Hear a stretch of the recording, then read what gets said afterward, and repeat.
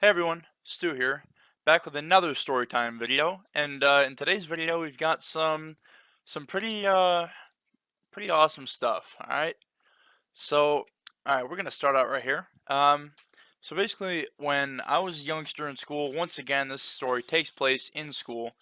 Um, we used to sell origami. Now this was, I'm gonna say, sixth grade. Yes, it was. And so I used to go home and I look up how to make origami, cut out a square piece of paper, and then make a ton of it. And so it was pretty cool. It was really fun. And so one day someone like offered us some money for some, and we're like, okay, that's kind of cool. So we started we started selling origami, and we didn't only take money. We also took like candy and other stuff people had, and that they would trade us for, and then they would like make requests on what they wanted us to make. So there was this one guy, Andrew, and he wanted a bunch of origami things. I don't remember what the hell he wanted exactly, but we figured it out and we made it.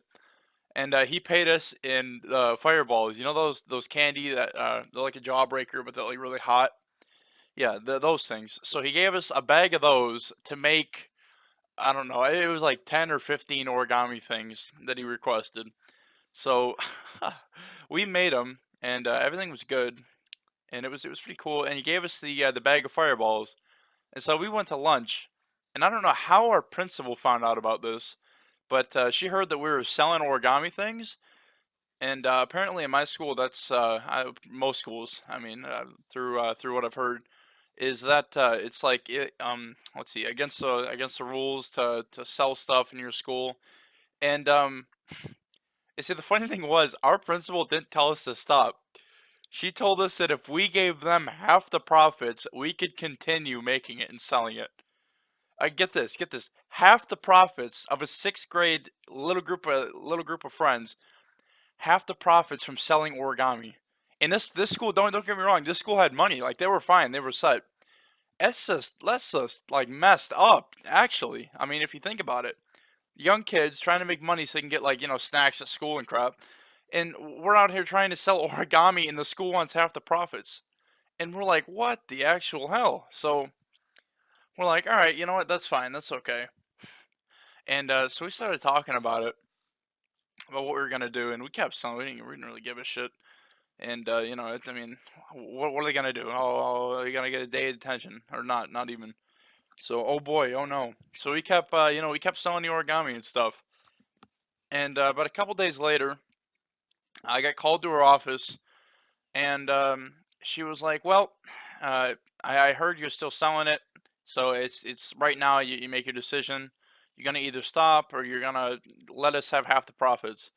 And so I was like, all right, yeah, we'll do the half the profits thing." And this, I don't know, this story doesn't even sound real. I understand that, which I still can't even believe it.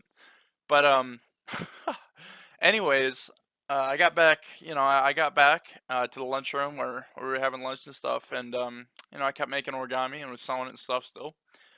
And Andrew comes by with another bag of fireballs, and he gives us a bag of fireballs, and we're like, you know what? If she wants half, she wants half.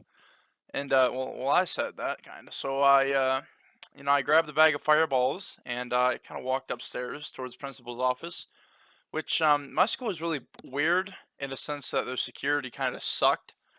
Also in a sense that cameras were like minimum. There was like a minimum amount of cameras. So in every classroom there was zero cameras. In the hallways there was maybe two in every like long hallway, one in the short ones. And so there was a spot in her room. Her room was like kind of by the end of a hallway. So there was literally, I can't believe why they would do this, but there were no cameras aiming towards her doors. And I looked at it and I made sure, so they wouldn't know who did it. And so I snuck over there. I ripped open the bag of fireballs and I just chucked them all in the room. I laid them out all over the place, and then I darted out of there and went back to the lunchroom. And I didn't tell anybody about this, which is absolutely hilarious.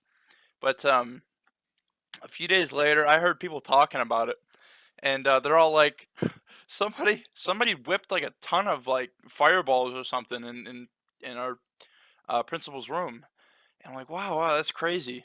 and I don't know if she ever like caught on or something to what we did, but it was basically well, to what I did, but it was something really stupid that I don't know, I just kind of find it funny that the teachers wanted half the profits from origami, like making 50 cents or 25 cents per one. Like that's this is kind of screwed up, especially when they already had money and stuff. It's just you don't I don't know. It's just weird.